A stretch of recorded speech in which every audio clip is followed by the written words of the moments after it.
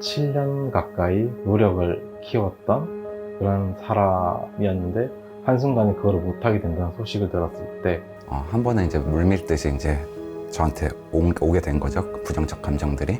그러면서 이제 손목에 이제 빨간 줄도 긋게 되고, 죽었으면 좋겠다 이런 말을 들었을 때 내가 죽어야 되는 건가? 라는 생각이 처음으로 들더라고요.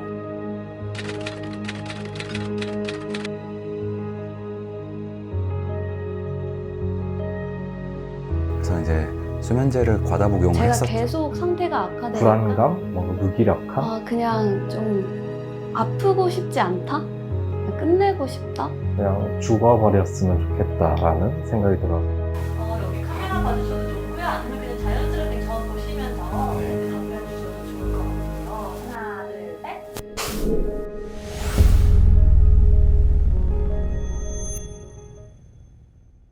뭐 사실 세상에 완벽한 가정이라는 게 존재하리라는 의문도 있지만, 어쨌든 뭐 저 역시 부모님의 뭐 사랑이나 이런 부분에 있어서 좀 결핍된 부분들도 있었고, 그러다 보니까는 이제 가정 환경에서 오는 어떤 그런 성격적인 위축? 이런 것들 때문에 이제 학창 시절에서도 잘 적응을 하지 못했던 것 같아요. 20대 때는 이제 그런 것들이 이제 한 번에 이제 물밀듯이 이제 저한테 오게 된 거죠. 그 부정적 감정들이. 그러면서 이제 손목에 이제 빨간 줄도 긋게 되고, 계속 반복되다 보니까는 이제 그것만으로 해소가 되지 않는 날이 온 거죠. 네. 그래서 그때 이제 술을 정말 많이 마시고, 더 이상은 진짜 못 버티겠다. 살 용기가 나지 않는다. 그래서 이제 수면제를 과다 복용을 했었죠. 네. 정신을 차리고 나니까는 정신병원에 입원을 하게 됐던 것 같아요. 네, 처음으로 이제 그런 생각을 했던 거는 14살 때요. 그때 어머니가 되게 저한테 안 좋은 말을 많이 하셨어요. 막 죽었으면 좋겠다 이런 말을 들었을 때 내가 죽어야 되는 건가? 라는 생각이 처음으로 들더라고요. 그래서 14살 때 이후로 계속 뭔가 죽음에 대한 생각을 자주 했었고, 성인이 된 이후에도 그게 심해지면서 그냥 좀 아프고 싶지 않다? 끝내고 싶다? 앞으로 내가 살아간다고 한들 더 나아지는 것들이 있을까라는 의문에서 별로 나아지는 게 없을 것 같은 거예요. 정말 위험한 지경까지 가가지고 몸이 회복되는데 한 달 반? 2달 정도 걸린 적도 있었어요. 16년도 때 군대에 있을 때 가장 크게 우울감이 왔었던 걸로 기억합니다. 제가 원래는 병무청에서 내려지는 판정으로 군대를 안 가도 되는 미입영자인데 병무청에서 판단의 착오로 인해서 제가 입대를 하게 됐었어요. 그리고 나서 이제 훈련을 하던 도중에 뭔가 문제가 있다는 것을 직감을 하고 국군병원에 가보니까 입영 대상 자체가 아니라는 판정을 받았었어요. 경찰 특공대 직업을 하고 싶었는데 입영 대상이 아닌 정도로 이렇게 심각한 질병인 경우에는 그 경찰 특공대마저도 할 수 없다라는 7년 가까이 그쪽으로 계속 노력을 키웠던 그런 사람이었는데 한순간에 그걸 못하게 된다는 소식을 들었을 때 굉장히 우울감이 많이 찾아왔었습니다.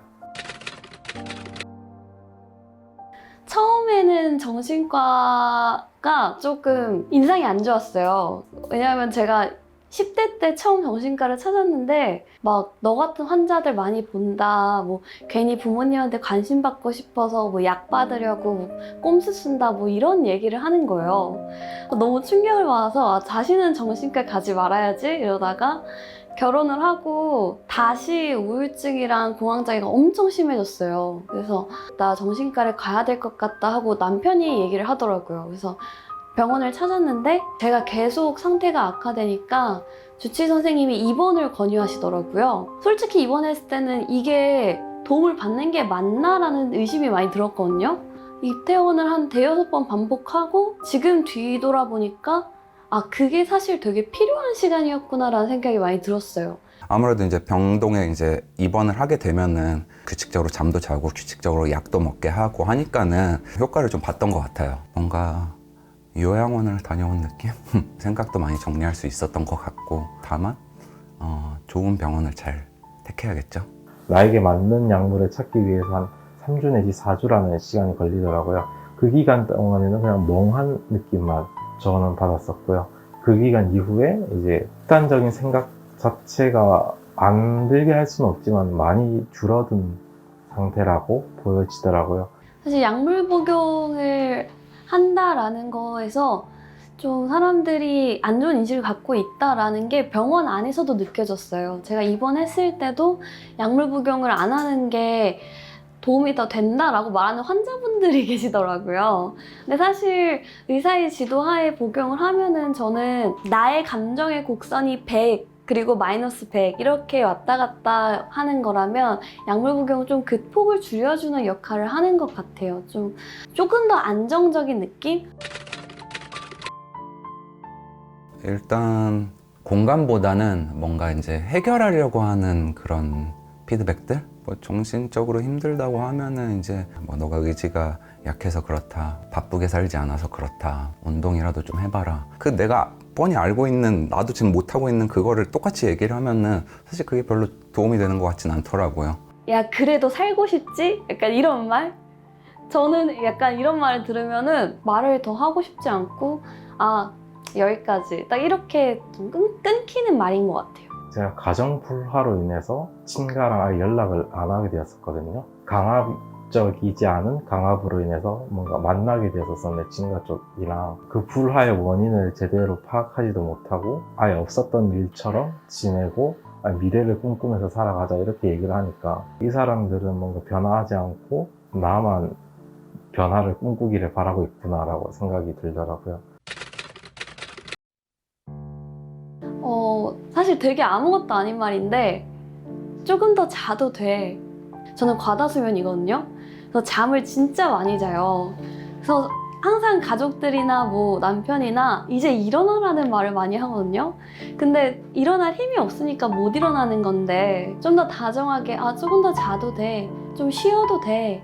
이런 말을 해주면 좋겠다라는 생각을 많이 괜찮지 않아도 괜찮다라는 말을 해주는 친구가 기억에 남아요. 쏟아주는 그런 말이 그 당시엔 되게 힘이 되었던 것 같습니다. 개인적으로는 예술 활동이 저한테는 되게 도움이 많이 됐던 것 같아요. 근데 제가 사실 첫 책이 제가 책을 내려고 글을 쓴 게 아니라 정신병원에 입원해 있을 때 일기를 썼어요. 근데 주치 선생님이 들어온 거예요. 그래서 뭐 하고 계세요? 이러길래 저 일기 쓰고 있어요. 그랬더니 자기 좀 보여달라는 거예요. 제 일기장을. 아니 누구 읽으라고 쓴 글도 아닌데 그리고 남의 일기장을 왜 보려고 그래서 안 드리려고 몇 번을 이제 안 된다고 했는데 진짜 볼 때마다 일기장 좀 읽어보게 해달라고 부탁을 하셔서 결국은 드렸어요. 그거 다 읽고 이제 저한테 돌려주시는데 수연 씨 일기를 되게 많은 사람이 읽었으면 좋겠다. 수연 씨를 이해하는데 도움이 너무 많이 됐다. 이렇게 얘기를 하시더라고요. 그래서 근데 그 일기가 고스란히 출판이 된 거거든요. 글에 대해서 되게 어렵게 생각하지 않고 마음을 솔직하게 쓴다 이런 걸로만 시작을 해도 뭐내 마음을 풀어놓을 수 있는 새로운 공간 정도는 누구든지 가질 수 있는 것 같아요. 그 당시에 제가 일종의 저 자신을 위한 프로젝트를 하나 했었어요. 뭐 아팠던 일들, 뭐 과거의 뭐 트라우마들 가감 없이 주변 사람들한테 한번 이야기를 해보자. 그리고 SNS에다가 내가 힘들었던 뭐 과거에 대한 이야기들, 그리고 이제 저는 그림을 그리는 사람이니까 이제 그림에 약간 그런 좀 우울한 감정을 많이 담아서 이렇게 이야기를 하고 하나하나 뭔가 좀 내 이야기를 꺼내기 시작을 했던 것 같아요. 생각해 보면은 참 재미났던 게 이렇게 이제 내가 힘든 얘기 할 때마다 이제 팔로워가 막 계속 떨어지더라고요. 한 100명씩 떨어졌던 것 같아요. 근데 그럼에도 불구하고 10명씩 소수의 팔로워들이 생기더라고요. 너가 그렇게 힘든 얘기를 하면서 나는 뭐 대리만족이 된다. 난 이런 힘든 얘기를 차마 못하겠는데 너는 그 용기가 대단하다. 막 이런 식으로 이제 막 소수의 약간 찐팬들? 약간 소수의 정말 나의 마음을 공감해주는 사람들? 이런 사람들이 생겨났고 확실히 나의 힘든 얘기를 주변에 이제 알리기 시작하면서 좀 나아지지 않았나 뭐 이런 생각을 합니다. 과감 없이 진료나 아니면 상담센터를 가보시라고 적극 권유해드리고 싶어요. 진료비 같은 것도 크게 들지는 않더라고요. 저는 이런 뭔가 우울한 감정이나 이런 뭐 힘든 감정들 뭐 이런 감정들은 약간 계절과도 같다고 생각을 하거든요. 그래서 약간 추운 겨울이 지나면 또 언제 또 다시 봄이 오고 감정은 되게 계절과 같이 찾아오는 느낌? 그런 생각을 되게 많이 하고, 그러면 이제 그 패턴을 어느 정도 제가 알고 있으니까는 반대로 희망을 생각해 볼 수 있는 것 같아요. 아, 이 시기만 좀 잘 버티면은.